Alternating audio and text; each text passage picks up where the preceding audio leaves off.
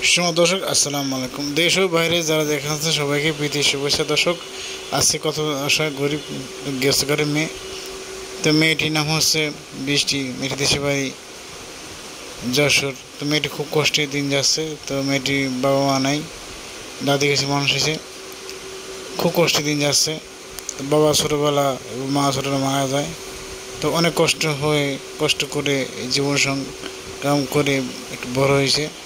তো মেয়েটি এখন কষ্টে দিন চলতেছে। তো মেয়েটি দাদি মানুষ করছে। তো মেয়েটি ছোটোটা ভাই আছে, তো ভাইকে মাদ্রাসা ভর্তি করে দিয়েছে। তো এখন মেয়েটি আগে দাদি কাজকাম করতো, তো এখন দাদি কাজকাম করতো না, বয়স হয়ে গেছে, বাসায় থাকে।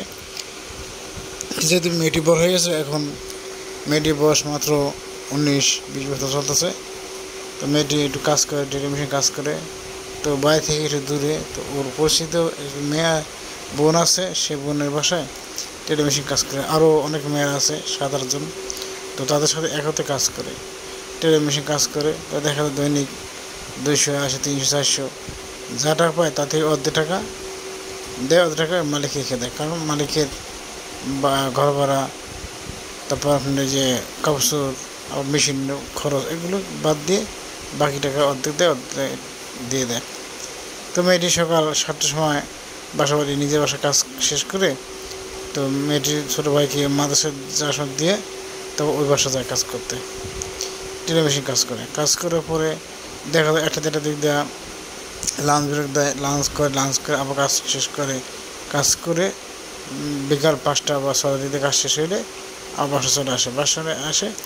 তো ছোটো ভাইকে নিয়ে বাসা আসে, এসে দাদিকে দেখাশোনা করে, দাদি কী লাগন সব হসবেন্ড খাওয়ায় আবার নিজের বাড়ির রান্না ভাত রান্না বিভিন্ন কাজকাম করার পরে বিকেলে আবার দেখা যায় 4-5 জন ওই বাচ্চা এদের পড়াশোনা করায়, লেখাপড়া করে। দেখা যায় ওই আরবি লাইনে এগুলো পড়া, কোন সেই আরবি এগুলো পড়ায় সুরক্ষাত। এবার দেখা যায় ওখান থেকে আবার আধা পনেরো 16 আসে, আর এখান থেকেও 3-4 পায়। এ টাকা দিয়ে মোট দেখা 5,000 5,500 টাকা পায়। এ টাকা দিয়ে মেয়েটির নিজের খরচ এবং দাদির ওষুধ পানি এবং ছোটো ভাই মাদ্রাসা পড়া খরচ, এই টাকা পয়সা দিয়ে চলে। তো মেয়েটি অনেক সময় ভাড়াটা কাউন্সিল হতে পারে না, কারণ সাধ্য নিজের চাহিদা আছে, কিন্তু সাধ্য নাই, টাকা পয়সা নাই, যা পায় তাই দিয়ে চলাফেরা করে। দাদি ওষুধ পানি খরচ রাখে, নিজের কাগজ কিনতে পারে না, ভালো মন্দটা খাইতে পারে না, অনেক কষ্ট করে চলে। যেহেতু মেয়েটির এতিম, বাবা মা নাই, এতিম হয়ে অনেক কষ্ট চলতেছে। তো মেয়েটি চাচ্ছে, ভাই আমার বয়স এখন বিয়ের বয়স চলে যাচ্ছে, আমি চাই একজন ভালো, একজন পাঁচজন নামাজি মানুষ চাই, যে নাকি সাহায্য আমার সাথে থাকবে, আমাকে বিয়ে করবে, বিয়ে করে আমার সাথে থাকবে, ভালোবাসবে। হ্যাঁ, আমিও তাকে ভালোবাসি।